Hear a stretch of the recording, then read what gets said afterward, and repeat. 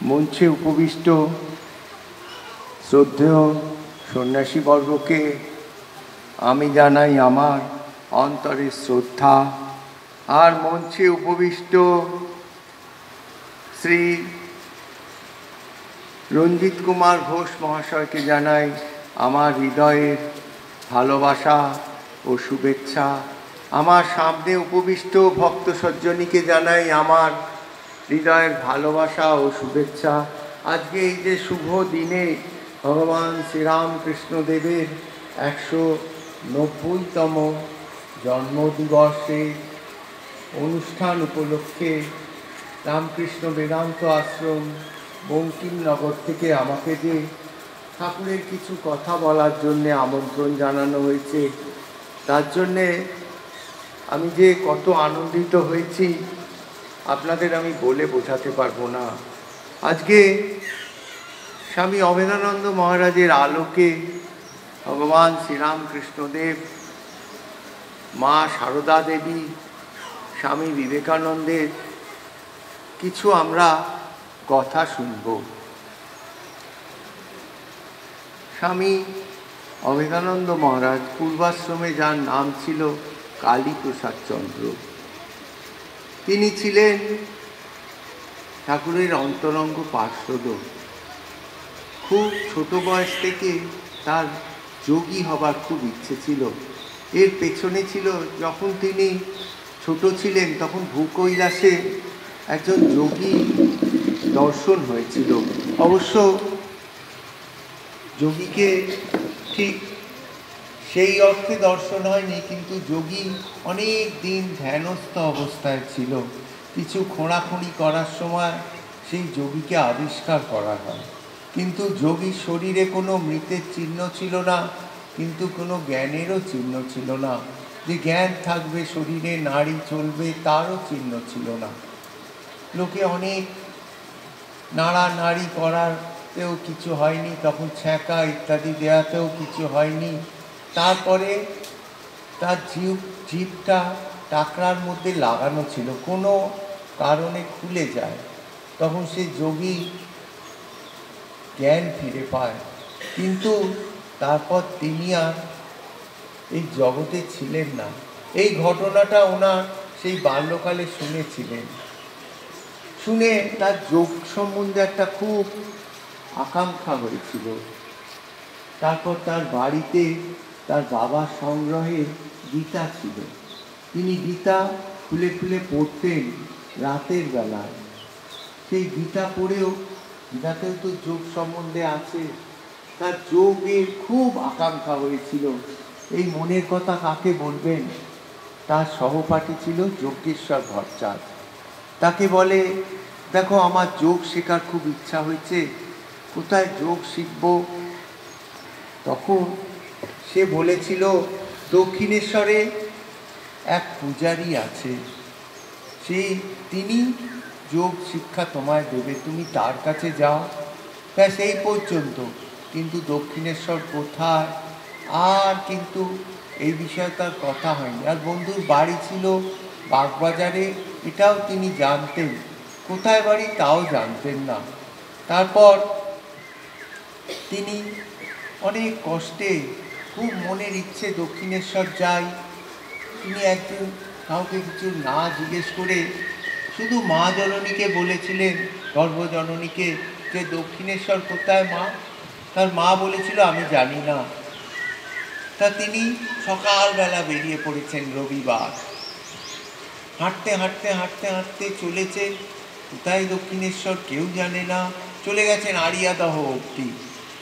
গিয়ে জিজ্ঞাসা করেছেন যে দক্ষিণেশ্বর কোথায়? বললো, তুমি ছাড়িয়ে চলে এসছো, যাও আবার পেছিয়ে চলে যাও।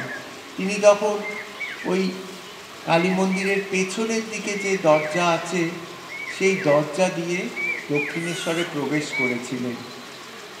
প্রবেশ করে ঠাকুরের ঘরে যান, গিয়ে দেখেন ঠাকুর চলে গেছে কলকাতায়। আর ওনার তো মন ভেঙে গেল, কেন শরীর এক পরিশ্রান্ত হয়ে গেছে, তার উপর যার জন্যে এসছেন তাকে দেখতে পেলেন না, বাড়িতে না জানিয়ে এসেছেন। এই 7-5 চিন্তা করে তিনি চুপ করে বসে আছেন সেই অবসন্ন দেহে। খানিক পরে দেখলেন তারই মতো আর একজন এসেছেন। তিনিও এসে দেখেন যে ঠাকুর চলে গেছে। বলল, কি হে, তুমি বসে আছো কেন? বলল, ঠাকুর নেই সেই জন্যে। বলে, তাতে চিন্তার কি আছে? তিনি আসবেন রাত্রিবেলা, দেখা হবে, কথা হবে। বললো, বাড়িতে আমি বলে আসিনি, কিছু জিনিস আনিনি। বললো, গঙ্গায় চান টান করবে? বলে, কি করে চান করবো, আমার কিছু নাই। বলে, সব ব্যবস্থা করছি।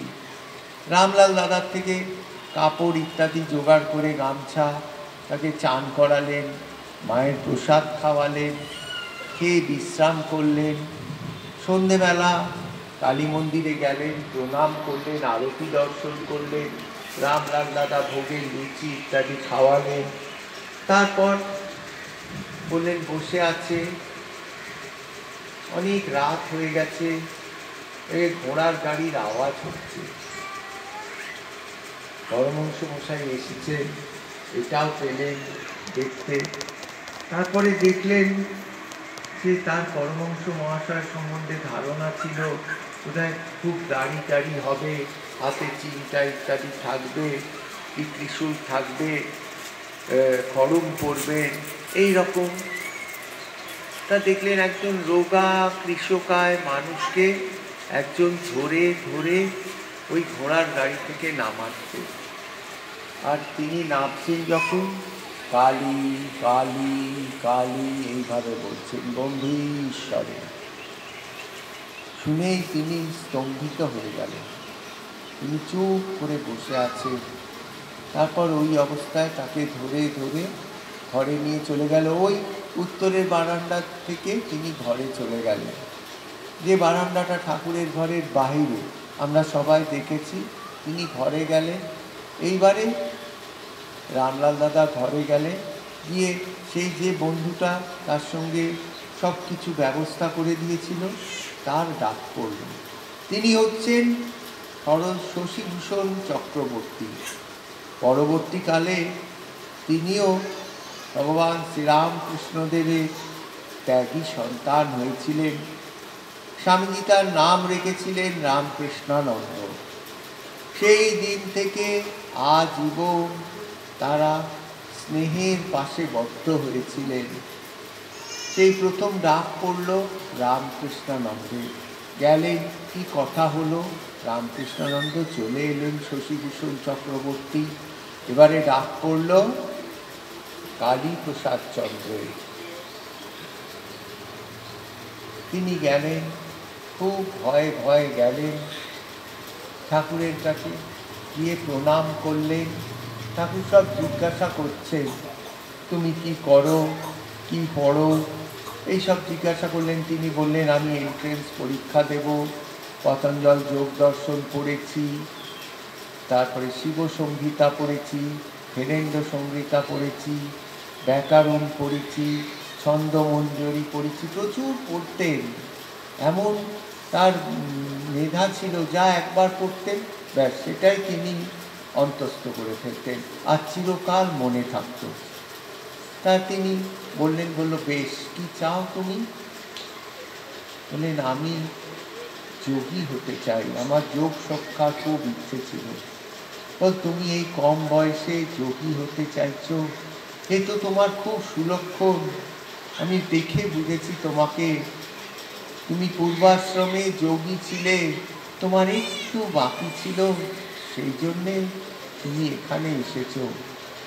ঠাকুর তো কখনো আমার কাছে বলতেন না, সবসময় বলতেন এখানে এসেছো, মা তোমায় ডেকেছে, এইভাবেই বলতেন। ওনাকেও বললেন, তুমি এখানে এসেছো, বেশ, তুমি এখন যাও, বিশ্রাম করো, কাল ভোর রাত্রিরে তোমায় ডাকবো। চলে গেলেন বিশ্রাম করতে। সারা রাত আর ঘুম হলো না, একটা উৎকণ্ঠা মনের মধ্যে। কি বলবেন, কি করবেন, কিচ্ছু বুঝতে পারছেন না, আর ঘুমও আসছে না। ছটফট ছটফট করতে করতে পাতা ইত্যাদি সেরে রাত্রি তখন রামলাল দাদা বলল, যাও, ডাকছে। গেছেন, গিয়ে প্রণাম করলেন। বললেন চলো ওই উত্তরের বারান্দায়, যে বারান্দা দিয়ে ঢুকেছেন দেখবেন দক্ষিণেশ্বরের বাইরে থেকে এলে ঠাকুরের ঘরে বাইরে একটা বারান্দা আছে, ওই বারান্দায় নিয়ে গেলেন। নিয়ে গিয়ে পাশটিতে বসালেন, বসিয়ে জীবের মধ্যে এই মধ্যমা দিয়ে কি বীজ লিখে দিলেন। ব্যাস, পরবর্তীকালে উনি বলেছেন যেমনি লিখে দিলেন, তারপর কি হলো, বাহ্যজ্ঞান লোপ পেয়ে গেল, চুপ করে তিনি ধ্যানস্থ হয়ে বসে আছেন। কতক্ষণ হয়ে গেছে, ধ্যান ভাঙে না। যখন ধ্যান ভাঙল, বললেন কি রে? উনি কিচ্ছু বলতে পারছেন না, শুধু অপার আনন্দের, কেন তিনি পূর্ণ হয়ে গেছেন। সে কি আনন্দ! উনি বলেছেন সে আনন্দ বলে বোঝানো যায় না। বললেন যা যা যা, মায়ের প্রসাদ খেয়ে আয়, মাকে প্রণাম করে আয়, মায়ের প্রসাদ খাবি বলে প্রণাম করে প্রসাদ ইত্যাদি খেয়ে উনি বাড়ি চলে যাবার জন্য ব্যস্ত হয়েছেন। বলে দাঁড়ারে, যাবি, আমি সব ব্যবস্থা করে দেব। তারপরে প্রসাদ খেলেন, বলে যা একটু মায়ের কাছে গিয়ে ধ্যান করে আয়। আবার ধ্যানস্থ হয়ে পড়লেন। তার কতক্ষণ বাদে এলেন, ইতিমধ্যে কলকাতা থেকে একজন ঘোড়ার গাড়ি করে চলে এসছে, তার সঙ্গে তাকে পাঠিয়ে দিয়েছেন কলকাতা। যাবার আগে বললেন দেখ, প্রথম আসছিস তো, ঘন ঘন আসবি বুঝলি, আর টাকা লাগলে এখান থেকে ব্যবস্থা করে দেয়া হবে। কিভাবে আসবি আমি তোকে বলে দিচ্ছি। বলে দিলেন কিভাবে আসতে হবে, সব কিছু বলে দিলেন। তারপর বললেন যা বাড়িতে ধ্যানে দর্শন করবি, অনুভূতি হবে, সব আমায় বলবি, কেমন? উনিও বাড়ি গেলেন। তারপর থেকে আর পড়ালেখায় মন বসে না, পড়তে বসতে পারেন না, পড়তে হয়তো বসলেন, মন চলে গেল, ধ্যানস্থ হয়ে গেল। বাড়ির লোক সব লক্ষ্য করেছেন। তিনি চলে যেতেন ঠাকুরের কাছে, কি অনুভূতি হচ্ছে নিত্য বলতেন। ঠাকুর বলতেন ঠিক আছে রে, ঠিক আছে। এরম হতে হতে একদিন দেখছেন যে ধ্যান করতে করতে একটা বিরাট প্রাসাদের কাছে তিনি চলে গেছেন। সেই প্রাসাদের একটা দরজা দিয়ে ঢুকেছেন, দেখে বিরাট হলঘর। সেই হলঘরে সব দেব দেবী, যত দেবদেবী আছে, এমনকি সনাতন ধর্মের দেবদেবী ছাড়া জিসাস খ্রাইস্ট আছে, আরও যেসব অবতার আছে, বুদ্ধ আছে ইত্যাদি সব আছে। সবাই দেখা যাচ্ছে যে সেই ভগবান শ্রীরামকৃষ্ণের মধ্যে লীন হয়ে যাচ্ছে। সব দেবদেবী তার মধ্যে লীন হয়ে গেল, একা ভগবান শ্রীরামকৃষ্ণদেব আর উনি। তারপর ধ্যান ভেঙে যাবার পর উনি গেছেন ঠাকুরের কাছে, বলছেন আজকে আমি এইরকম দেখেছি, হ্যাঁ কি হলো আমি তো কিছু বুঝতে পারছি না। বললেন যা, আজ তোর বৈকুণ্ঠে দর্শন হয়ে গেল। এই বৈকুণ্ঠ দর্শনের পর তুই কিন্তু আর দেবদেবী দর্শন তোর হবে না, নানা দেবদেবী দর্শন করতে তুই অরূপের ঘরে উঠে গেলি। উনি অনেক চেষ্টাও করতেন, তারপরে সেই দেবদেবী দর্শন করেন। ফলে কিছুতেই দেবদেবী দর্শন হলো না। বাড়ির লোকেরাও ছেলে চলে যাচ্ছে, পছন্দ করছেন না। বাবা করেছেন কি, তালাচাবি দিয়ে দিয়েছেন সদর দরজায়, সারাদিন তালাচাবি খুঁজছেন না। উনিও বলছেন মহা বিপদ হলো, যেতেও পাচ্ছি না। বলে কি হবে, যাকে প্রভু টানে তাকে শত দড়ি দিয়ে বাঁধলেও বাঁধা যায় না। বাবার কি মনে হলো যে বিকেল হয়ে গেছে তো আর যাবে না। বাবা তালা খুলে দিয়ে বেরিয়ে গেছেন। উনি দৌড়ে বেরিয়ে চলে গেলেন আইনতলা গঙ্গার ঘাটে, দেখে নৌকো রয়েছে ঘাটে। নৌকোকে বলতে আবার ঠাকুরের কাছে চলে গেছে। বল কিরে, কি ব্যাপার? বলছে এই এই অবস্থা হয়েছে। বলে ঠাকুর হাসছেন মৃদু মৃদু, বলে ঠাকুরের পদসেবা করছেন। পদসেবা করতে করতে কি হয়ে গেল, তিনি দেখছেন ঠাকুর আর নেই, মা কালী বসে আছেন, মা তাকে স্তন্যপান করাচ্ছেন, সে অমৃত পান করছেন। আবার খানিকটা পরে ঠাকুর আবার তাকে এই আমি তুমি রাজ্যে নিয়ে এলেন। হাসছেন মৃদু মৃদু ঠাকুর, বলছেন কি হলো? বলে হলো। ঠাকুর চুপ করে আছেন। এইরকম ঠাকুরের নিত্য নিত্য দর্শন হতো তার কাছে। ঠাকুরের কাছে আসতেন বিভিন্ন সময়, ঠাকুরের সমস্ত চেনা পরিচিত লোকেদের সঙ্গে ঠাকুর পরিচয় করিয়ে দিতেন। কেন? ঠাকুরের ওরা হচ্ছে অঙ্গ প্রত্যঙ্গ, ঠাকুরের যে কাজ আছে সেই কাজ কে করবে? কাজ করবে তো ওরা, ঠাকুরের পার্শ্বদরা। একদিন গিরিশবাবু এসছেন, খুব মদ্যপান করেছেন। কালীপ্রসাদ তো একটু ভয় পেয়ে গেলেন, এত মদ্যপান করে এসেছেন। দেখেন ঠাকুর কিন্তু ভয় পাচ্ছেন না। ঠাকুর হাত ধরে তাকে নিয়ে পাশটিতে বসিয়ে দিলেন। ভালো বসতেও পারছেন না, টলমল টলমল করছে। ঠাকুর বসিয়ে দিলেন, বসিয়ে গান শোনাচ্ছেন। আমি সুরা খাই জয় কালী বলে, আমি সুধা পান করি আর সুধা খাই জয় কালী বলে, মন মাতালে মাতাল করে, মদ মাতালে মাতাল করে। এই গান গাইছেন আর গিরিশবাবু শুনছেন। তারপর ঠাকুরের কাছে কিছু উপদেশ চেয়েছিলেন। ঠাকুর বলছেন দেখো,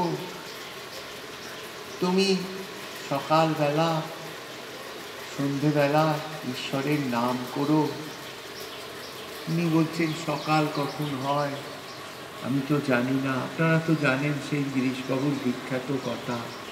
বলে তাহলে শোবার সময়, বলে কখন শুই কোথায় শুই তাও আমার জ্ঞান থাকে না, আমি কি করে ডাকবো?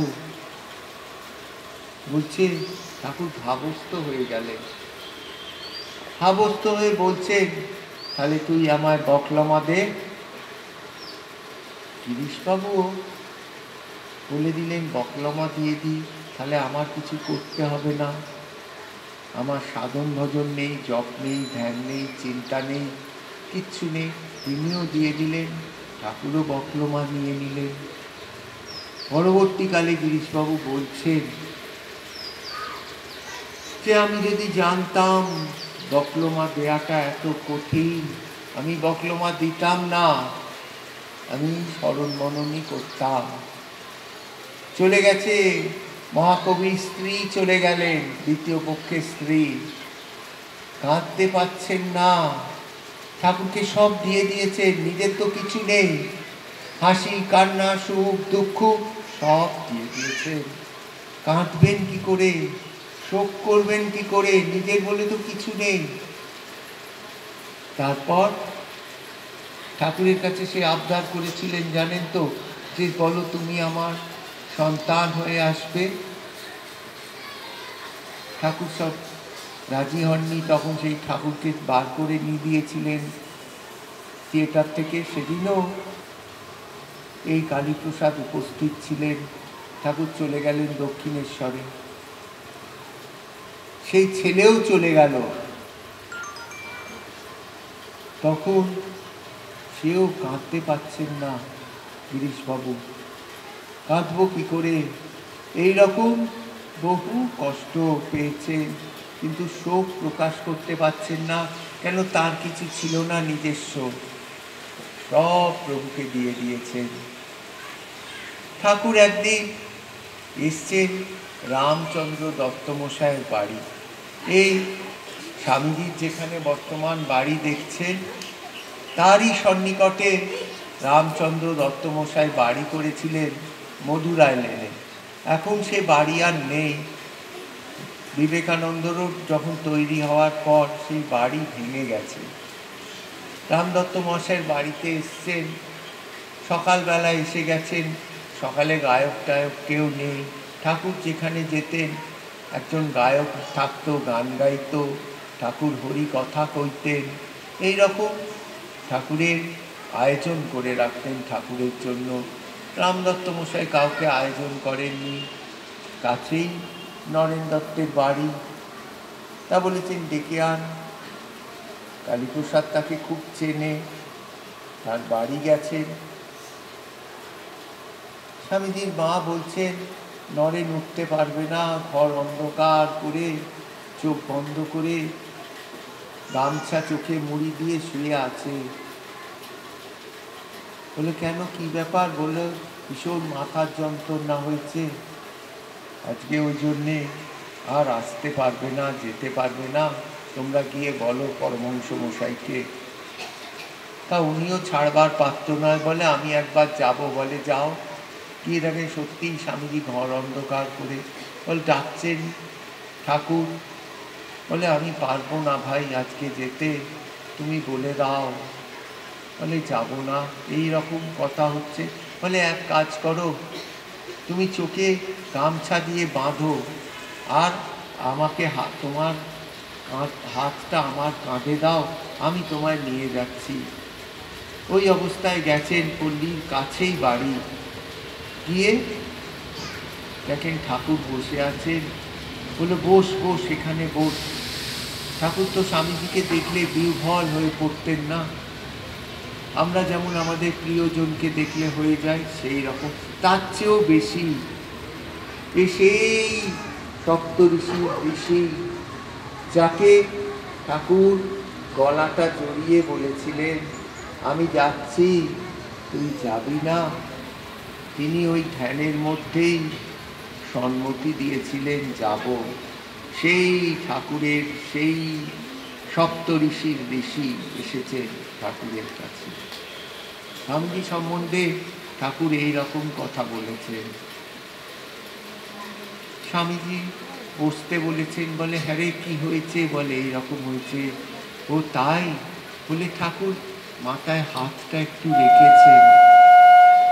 স্বামীজির মাথায় 5 মিনিটও নয়, 1 মিনিট, ব্যাস।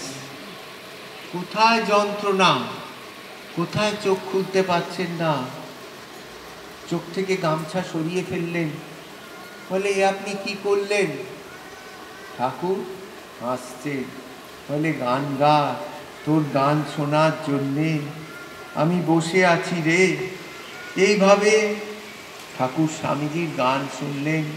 স্বামীজিও এক টানা 4 ঘন্টা গান গেয়েছিলেন। পরবর্তীকালে স্বামীজি তো বেশিরভাগ ধ্রুপদ অঙ্গের গান গাইতেন, তা সবসময় সঙ্গত দিতে থাকতো না। ধ্রুপদ অঙ্গের গানে একটা সবসময় সঙ্গত লাগে। তা বললেন দেখ কালীকে খুব ভালোবাসতেন, আর কালীও খুব ভালোবাসতেন। আদর করে বলতেন, শরৎ মহারাজকে বলতেন ফুলুয়া, আর কালী মহারাজকে বলতেন কেলুয়া, বলতেন কেলুয়া ফেলুয়া, এইরকম।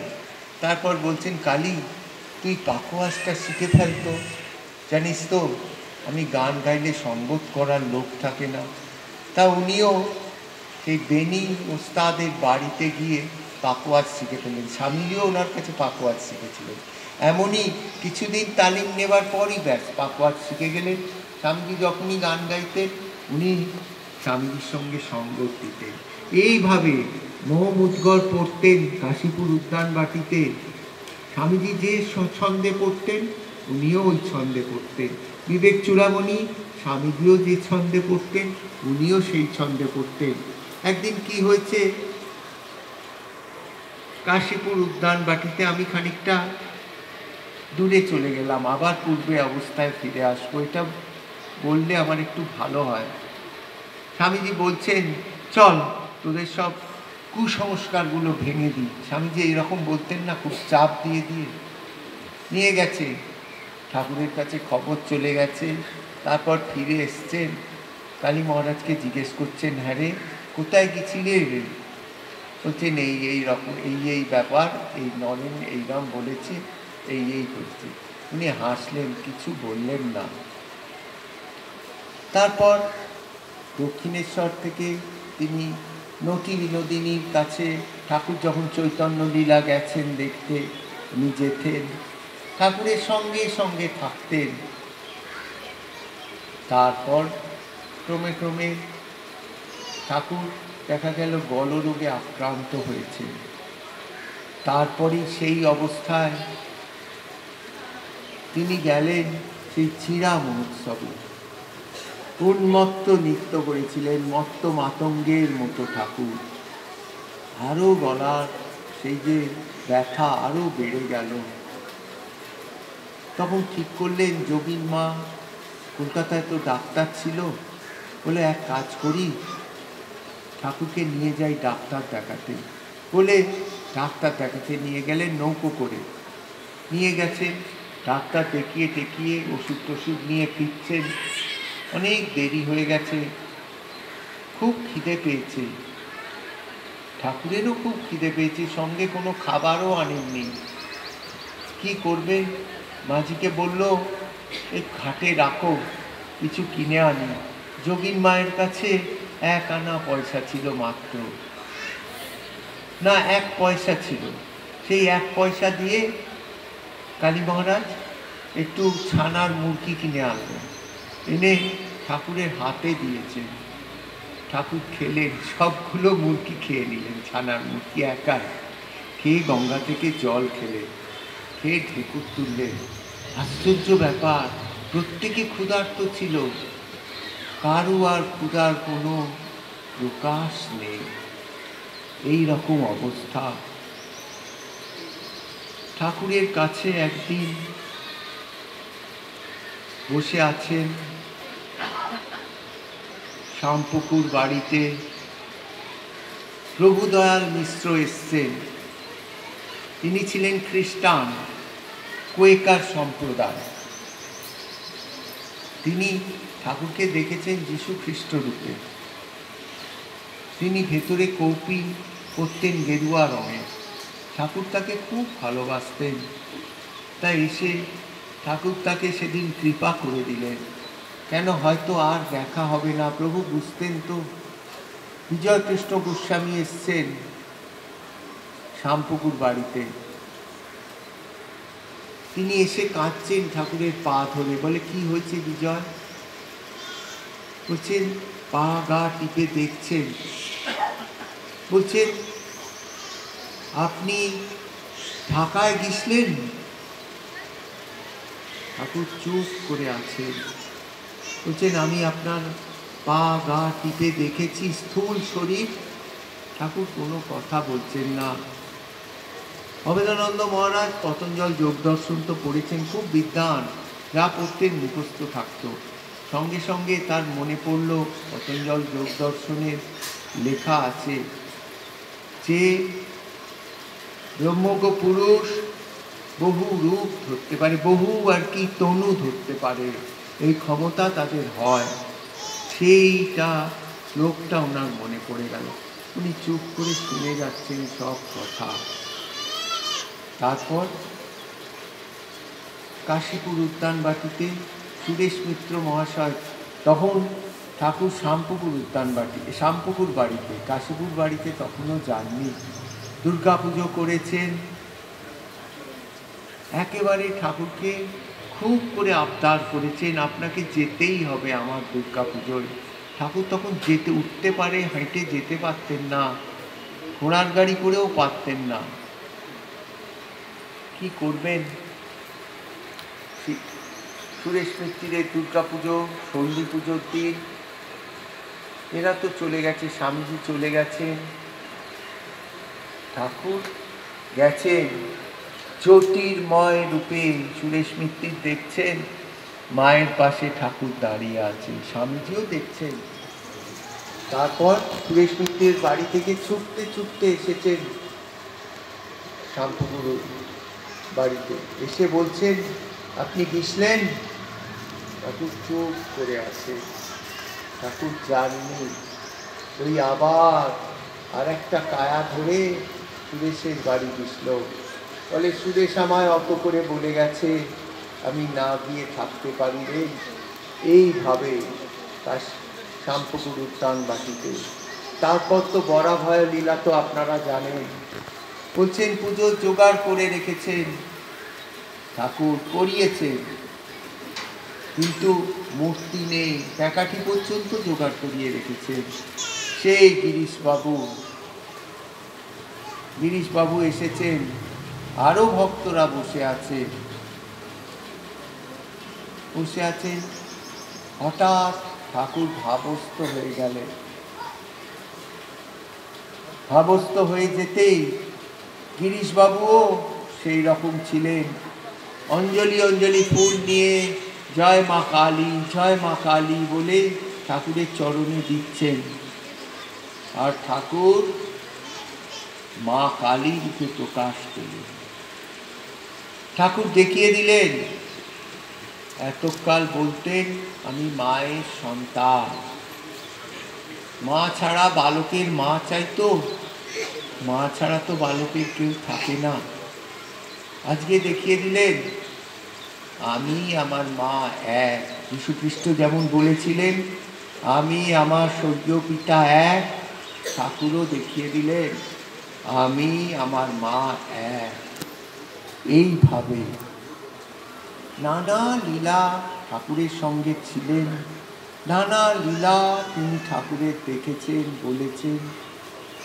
কাশীপুরে যখন চলে গেলেন, একদিন গায়ে তেল মাখিয়ে দিচ্ছেন মহারাজ।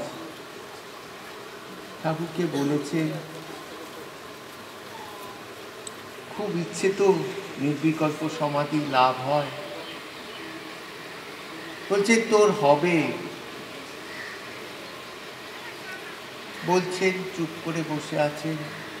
পরবর্তীকালে কাশীপুর উদ্যান বাটিতে তার সেই নির্বিকল্প সমাধি লাভ হয়েছিল।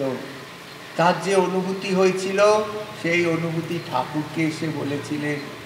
ঠাকুর বলেছিলেন, হ্যাঁ তোর ঠিক ঠিক দর্শন হয়েছে। এইভাবে কাশীপুর উদ্যান বাটিতে ওনার হয়েছিল। কাশীপুর উদ্যান বাটিতে উনি মাছ ধরতেন। দেখবেন এখনও কাশীপুর উদ্যান বাটিতে পুষ্করিণী আছে, সেই পুষ্করিণীতে বড়শি দিয়ে মাছ ধরতেন। ঠাকুরের কানে গেছে যে কালী বড়শি দিয়ে মাছ ধরছে, বলে একবার আমার কাছে পাঠিয়ে দিবি। গেছেন কালী মহারাজ ঠাকুরের কাছে। বলে তুই কি করছিলি? বলে বড়শি দিয়ে মাছ ধরছিল। বলে কেন মাছ ধরছিস? বলে কেন, গীতায় আছে না শরীরটা নষ্ট হয়, হ্যাঁ, না হান্নাতে না হান্নামা নেই শরীরে। বলে তুই তো বললি, তোর ঠিক ঠিক বোঝা হয়নি জানিস। উনি চুপ করে আছেন। বলে দেখ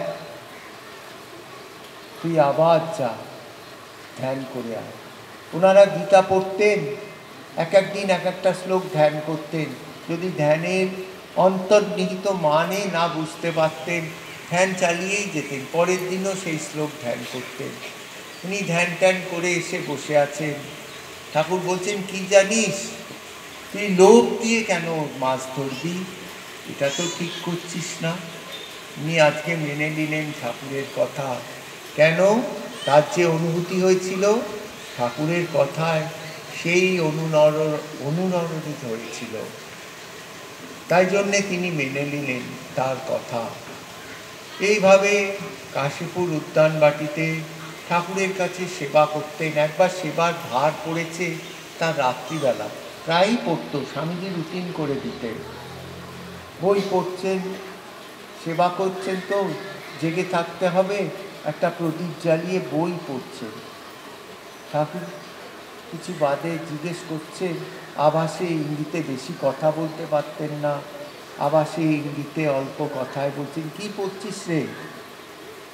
বলে ইংরেজি তর্কশাস্ত্রের বই পড়ছি, ইংরেজি দর্শনের বই পড়ছি। ঠাকুর হাসলেন, এসে বললেন, কি জানিস, নিজেকে বধ করতে গেলে নরুনটাই যথেষ্ট, আর পরকে বধ করতে গেলে ঢাল তরোয়াল অনেক কিছু লাগে। অভেদানন্দ মহারাজ সেদিন সেই কথার গুঁড়ো অর্থ বোঝেননি, শুনে গিসলেন, আবার তিনি পড়লেন।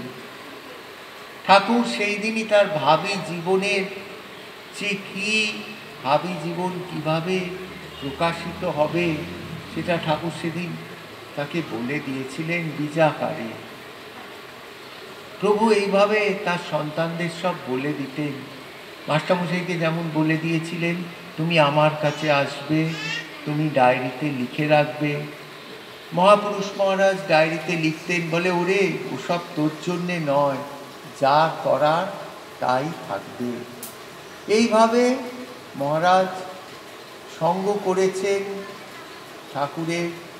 নানাভাবে নানা কথা প্রচুর আছে।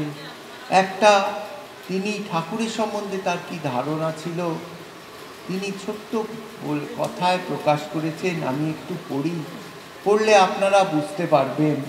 বলছেন, তুমি যে কৃপা করেছ প্রভু, তাহা কি আমি ভুলিতে পারি? তুমি যেমন খেয়েছ আমায়, আমি তেমন খেয়েছি তোমায়। এই রহস্য ভুলিবে কেবা, তাহা আমি বলিতে নারি। তোমার আদেশে এ রহস্য আমি প্রকাশ করিতে নারি। It will die with me. তুমি আমি এক হয়েছি, তুমি আধার আমি আধেয়, তুমি আমি ভিন্ন নহি। এ দেহ মন প্রাণ তব পদে সমর্পিত, যাহা ইচ্ছা তাহাই করো। এইভাবে তিনি বলেছেন। তিনি প্রথমেই বলেছেন, তুমি যেমন খেয়েছ আমিও খেয়েছি। একবার কালী মহারাজের বাবা, ছেলে বাড়ি যায় না, তা বললেন কি ব্যাপার? বলে, আমি কালীকে ফিরিয়ে নিতে এসেছি, ফিরিয়ে নিয়ে চলে যাব। বলল, কালীকে আমি খেয়ে ফেলেছি, এইভাবে বলেছিলেন। তাই বলছেন, তুমিও আমায় যেমন খেয়েছ আমিও তোমায় খেয়েছি, তুমি আমি এক হয়েছি। আর পরে কি বলছেন, যে তুমি প্রভু বলছেন, তুমি আধার আমি আধেয়, তুমি আমি ভিন্ন নই। এ দেহ মন প্রাণ তব পদে সমর্পিনু। তারপরেই আবার যখন আমি তুমি রাজ্যে ফিরে এসছেন, তখন সেব্য সেবক ভাবে চলে এসছেন। বলছেন, এ দেহ মন প্রাণ তব পদে সমর্পিনু। যেমন সেবক বলে প্রভুকে, যাহা ইচ্ছা তাহি করো। এই ছিল ঠাকুরের প্রতি তার দৃষ্টিভঙ্গি।